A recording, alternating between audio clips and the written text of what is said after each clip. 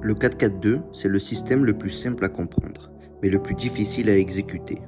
Parce que dans ce dispositif, si un seul joueur lâche, tout s'écroule. Mais si chacun fait son travail, tu peux battre n'importe qui, même plus fort que toi. C'est un système qui repose sur une chose, l'équilibre. 2 lignes compactes, 2 attaquants qui travaillent ensemble et un bloc qui bouge comme un seul homme. Dans un 4-4-2, chaque joueur a une mission précise.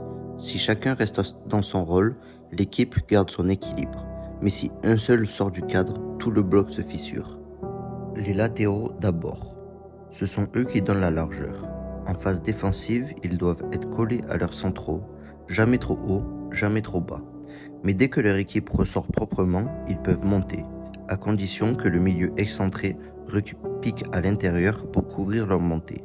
C'est cette alternance entre montée et couverture qui permet au 4-4-2 de respirer offensivement sans se déséquilibrer. Les milieux axiaux, eux, sont le cœur du système. Ce sont des joueurs tout-terrain, capables de défendre, d'attaquer, de compenser, de temporiser. L'erreur à ne jamais faire, c'est que les deux se projettent en même temps. Quand l'un monte, l'autre reste, toujours. Et surtout, face à un milieu A3, il faut oublier le marquage individuel. Tu ne pourras jamais les suivre partout. Le secret, c'est de rester compact, proche du ballon, et de fermer les espaces entre les lignes. C'est là que le 4-4-2 montre toute son intelligence collective.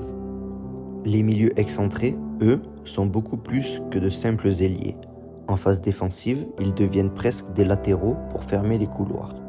En phase offensive, ils doivent savoir repiquer dans l'axe pour créer la supériorité numérique au milieu, ou rester collés à la ligne pour étirer le bloc adverse. Leur lecture du jeu fait toute la différence. Et enfin, les deux attaquants, ils doivent être complémentaires, mais surtout se connaître par cœur.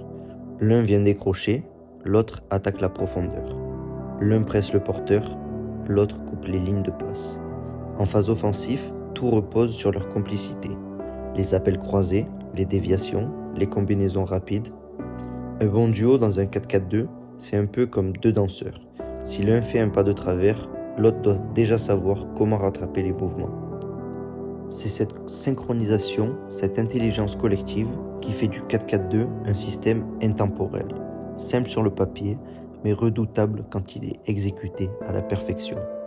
Regarde ici, contre un 4-3-3, c'est le moment où le 4-4-2 doit être le plus intelligent. Tu ne peux pas rivaliser en nombre, alors tu dois compenser par le timing, la discipline et les courses intelligentes.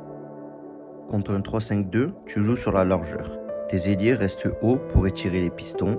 Contre un autre 4-4-2, tout se joue au milieu. Qui sera le plus compact? Qui gagnera les duels? Ici, on peut voir sous vos yeux un exercice de mise en situation avec plusieurs circuits de passe à faire pour un 4-4-2, à adapter à vos entraînements pour vos joueurs. Le 4-4-2, ce n'est pas le système des stars, c'est le système des équipes. Et toi, si tu étais coach, tu oserais encore jouer en 4-4-2 aujourd'hui ?